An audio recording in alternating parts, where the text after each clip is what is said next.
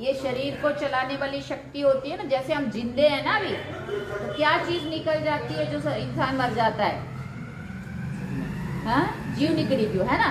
जीव कहते हैं ना, जीव निकली क्यों जतो रहे हो, है ना? ऑफ थे गया, ऐसा बोलते हैं ना। ऑफ थे गया मतलब आत्मा निकल गई। तो जब आत्मा निकल जाती है तो इंसान मर जाता है और फिर ये शरीर रह जाता है। शरीर में आंखें हैं, मुख है, पर कुछ ना मुख बोल सकता है ना, ये आंखें देख सकती है ना, कान सुन सकते हैं। क्यों? क्योंकि आत्मा ही नहीं है ना? इसलिए मैं आत्मा हूँ और मुझ आत्मा का पिता परमात्मा है। क्या करना है, क्या सोचना है? क्योंकि हमें शांति चाहिए तो शांति परमात्मा के पास से मिलती है।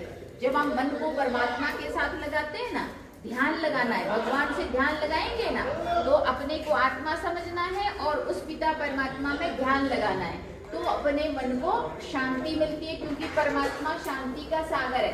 ठीक है बच्चों? तो परमात्मा शांति का सागर है। मैं शांत स्वरूप आत्मा हूँ। देखो, 3 बातें पक्की करनी हमने, ठीक है?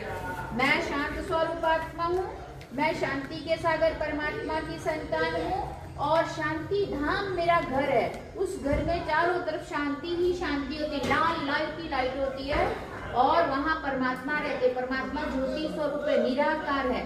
हाँ, एक सूर्य होते हैं, सूर्य चमकता है ना आसमान में, इस तरह से परमात्मा भी एक सूर्य की तरह लाइट है, ऊपर चमकती है जो, और चारों तरफ लाल प्रकाश की दुनिया है वो, और चारों तरफ शांति ही शांति है। वही हम आत्माओं का घर है।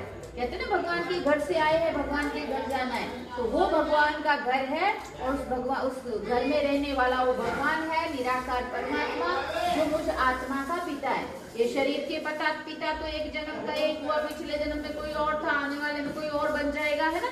वो बदलते रहते। आत्मा अजर अमर अविनाशी होती है, आत्मा मरती नहीं है।